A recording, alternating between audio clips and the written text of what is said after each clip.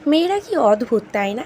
একটা সময় যখন বেলা ৯টার সময় ঘুম থেকে উঠে মায়েদের কাছে আবদার করতো যে মা কি খাবো, কি রান্না করেছো আজকে, আজকে এটা ভালো লাগছে না, একটু ওইটা বানিয়ে দেবে।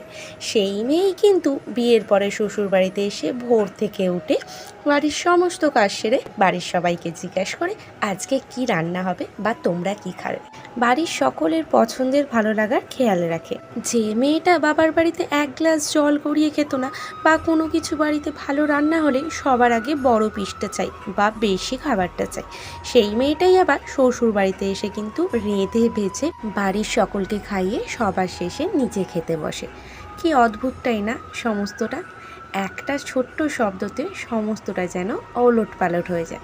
তো চলো, তোমাদের সঙ্গে অনেক গল্প হবে, তার আগে আমার ইন্ট্রোটা দিয়ে দিই। নমস্কার বন্ধুরা, কেমন আছো তোমরা? আশা করি তোমরা সকলে খুব ভালো আছো। সিম্পল ব্লগস উইথ অনুশ্রী চ্যানেলে সকলকে স্বাগত জানিয়ে আমি অনুশ্রী আজকে নিয়ে চলে এসেছি আরও একটা নতুন ভিডিও। তো সকাল সকাল দেখলে রেডি হয়ে বেরিয়ে পড়েছি, আর কোথায় যাচ্ছে সেটা তো তোমরা প্রত্যেকেই প্রায় জানো, আবার যারা যারা নতুন আজকে আমার পরিবারে এসেছো তারা জানো না, তাই বলে দিই। এখন আমি যাচ্ছি আমার ছেলেকে স্কুল থেকে আনতে, এইটা আমার প্রতিদিনের ডিউটি। আর ওই যে ভিডিওর প্রথমেই তোমাদের দেখালাম না, ওই একটা শাড়ি ঝুলছে হলুদ কালারে, ওটা নিমন্ত্রণ বাড়ি ছিল, আগের দিন গিয়েছিলাম শাড়িটা পরে, সেটা একটু ছড়িতে মিলে রেখেছি শুকানোর জন্য। এত পরিমাণে গরম, কোনো শাড়ি একবার পরলে সেই শাড়িটার যা অবস্থা হয় সেটা আর বলার না। তো একটু শুকিয়ে যাক, তারপরে কাছাকাছি করে আয়রন করে তারপরে তুলব। তো দেখো, এসে ছেলেকে স্কুল থেকে বার করে সোজা চলে আসলাম বাবার কাছে, বাবার সঙ্গে একটু দেখা করতে। আর এই যে এখানে এসে আমার ছেলে প্রতিদিন দাঁড়িয়ে যায়। তোমাদের বলেছিলাম আমার বাবার দোকানের পাশেই আছে মাছের আড়ত, তো সেখানে এই যে বরফ কাটা এখন চলছে দেখছো, ও এইটার জন্য প্রতিদিন আমার না কোনো দিন ভালো লাগলে ও বলবে চলো দাদুর কাছে যাই। এই যে ও আসলেই এই বরফ কাটার মেশিনটা চালায়, আরও তাই জন্য আসে। এসে এতটাই সবার সঙ্গে ভাব করে নিয়েছে বাজারে যে ও আসলে তারপরেই এই মেশিনটা চালায়। তো এখন বরফ কাটা দেখে ওকে একটা বরফের টুকরো দেয়, ও সেইটা নিয়ে এই যে চলে আসলো আবার দাদুর কাছে। আর এদিকে চলছে মাছ কাটা, বললাম না মাছের আরও, তো সেই কারণে এই যে দেখো মা বরফ নিয়ে এসেছে, এইটার জন্যই আরও আসে। কিছুই না, বরফটা এখানে ঘষে ঘষে গলিয়ে ফেলবে, তবুও আসবে এই বরফটুকু নেওয়ার জন্য। প্রতিদিনের একই রকম রুটিন, একই রকম ডিউটি পালন করতে করতে আমরাও বিরক্ত হয়ে উঠি। মাঝে মাঝে একটু বিরতির প্রয়োজন হয়, কিন্তু সবসময় সেই বিরতি আমরা পাই না। আর যদি সেটা বুক ফুটে বলা হয় তখন শুনতে হয় তার জন্য বহু কথা। তো এদিকে দেখো বাবু বরফ নিয়ে বেশ খেলায় মত্ত হয়েছে। তারপরে বাপির ওখান থেকে বেরিয়ে সোজা বাড়ির উদ্দেশ্যে রওনা দিল। যে পরিমাণে রোদ উঠেছে, আর আসার সময় ওকে নিয়ে হাঁটলাম না, তাই টোটোতেই চলে আসলাম।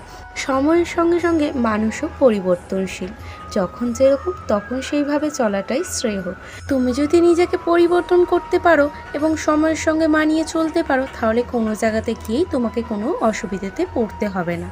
তো এদিকে দেখো বাড়িতে এসে আমি স্নান টান করে আবার ক্যামেরার সামনে আসলাম।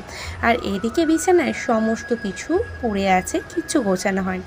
তো চলো তোমাদের সঙ্গে কিছু জিনিস শেয়ার করে দিই। হাওড়া উৎসবে গিয়েছিলাম, বেশ কিছু জিনিস কিনে এনেছিলাম, তোমাদের সঙ্গে শেয়ার করব বলেছিলাম, তো সেই জিনিসগুলোই দেখাই। তো প্রথমেই দেখাচ্ছে এই খেলনাটা, এটা হচ্ছে বাবুর, কুটুসেরটা কুটুসকে দিয়ে দেওয়া হয়েছে। সেমি খেলনা আনা হয়েছে, এর মধ্যে দেখো একটা তীর কিন্তু মিসিং, মানে হারিয়ে ফেলেছে। খেলতে খেলতে ওই জানলা দিয়ে বাইরে গলিতে ফেলে দিয়েছে।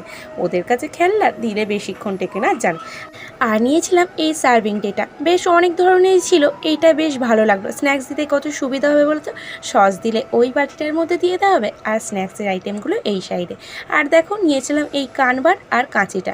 বাড়িতে যে কানবারটা ছিল সেটা প্রায় শেষের দিকে হয়ে গেছিলো, কয়েকটা কাঠি ছিল, তাই জন্য ওখানে দেখলাম বলে নিয়ে নিলাম একটা। আর নিয়েছি এই ছুরিটা, আমার রান্নাঘরের কাছে বেশ কিন্তু উপযোগী, আর ধারও আছে, কিন্তু আমি দেখেই নিয়েছিলাম। রান্নাঘরের যে ছুরিটা ছিল সেটা ভেঙে গেছে। আর দেখো এই যে 5টা নেল ফাইল নিয়েছি, 5টা নেওয়ার কিন্তু কারণ আছে, কারণ আমার একার জন্য নয়, একটা মেজো বোনের, একটা ছোটো বোনের, আর একটা খুড়তুতো বোনের। তো ওরা সবাই আমায় অর্ডার দিয়ে রেখেছিলো। এই নেল ফাইলগুলো সমস্তটাই এখানে 20 টাকা নিয়েছে, কিন্তু আমাদের কদমতলা মার্কেটে এইগুলোর একটা দাম নিচ্ছ 60 টাকা। আমি অনেকবার কিনে পাঠিয়েছি, তারপরে যখন এই মেলাটা হচ্ছে, আমি আগের বছরও কিনে এনেছিলাম, তাই জন্য অপেক্ষা করেছিলাম কবে মেলাটা বসবে। তো এখন পর্যন্ত যে সমস্ত জিনিসগুলো দেখালাম সেইগুলো কিন্তু প্রতিটার দামে নিয়েছিল 20 টাকা। এবার কিছু সাজগোজ কিনেছিলাম, সেইগুলো তোমাদের সঙ্গে শেয়ার করছি। এই দেখো এই কানেরটা কেমন হয়েছে বলো তো। আমার তো পছন্দ হয়েছে বলেই আমি কিনেছি, তোমাদের কেমন লাগছে অবশ্যই আমাকে জানিও। তো এইটার দাম নিয়েছিল 30 টাকা। আর যে এই হারটা, এটাও 30 টাকাই নিয়েছে। এই হারটা বলো তো দেখে বেশ ভালো লাগলো। অনেক ধরনের ওখানে কানের হার ছিল, কিন্তু এই দুটোই বেশ পছন্দ হলো, তাই এই দুটোই নিলাম। তো চলো আরও বেশ টুকটাক কয়েকটা জিনিস কিনেছি, সেইগুলো দেখিয়ে দিই। এই যে দেখো কুমকুম, এটাও আমার শেষ হয়ে গেছিলো, তাই সমস্ত কিছু মেলার জন্য রেখে দিয়েছিলাম। আর একটা পেন্সিল লাইনার নিয়েছি, আমি তো পেন্সিল লাইনার ছাড়া একদমই ইউজ করতে পারি না, লিকুইড লাইনার, তাই জন্য এই দুটো নিয়েছি। এই দুটোর দাম কত নিয়েছে জানো? 10 টাকা করে। আর এই টিপের পাতগুলো, এইগুলোও 10 টাকা করে নিয়েছিল। তবে এইটা কি, এইগুলো কিন্তু আমি হাওড়া উৎসব থেকে নিইনি, এটা অন্য একটা মেলা থেকে নিয়েছিলাম। সেই মেলায় গিয়ে আর ভিডিও করিনি, সব সময় না ভিডিও করতে ভালো লাগে। আর এই রুমালগুলো, এইগুলোও 10 টাকা নিয়েছিল। এই সমস্ত জিনিসগুলো অনেকটা কম বলো না? তো এই ছিল আমার সমস্ত মেলার কেনাকাটি। তো তোমরা জানিও কেমন হয়েছে আমার সমস্ত জিনিসগুলো। বেশ কম দামে পেয়ে গেছি, তাই না বলো? তো তারপরে একবারে তোমাদের সঙ্গে আবার সন্ধ্যেবেলা কথা বলছি। Good evening. এখন গ্যাসে বসিয়েছি একটু আলু সিদ্ধ। না আলু সিদ্ধটা এখন করছি না, আসলে সকালে অনেকটা আলু সিদ্ধ রয়ে গিয়েছিল, আর ফ্রিজে রেখে দিয়েছিলাম যেহেতু বাপি এখন টিফিন করবে, তাই একটু বার করে গরম করে দিল। আর তারপরে মায়ের জন্য ওদিকে চা করে নিলাম, আর এদিকে বাবুর জন্য দুধটা বসিয়ে দিয়েছিলাম।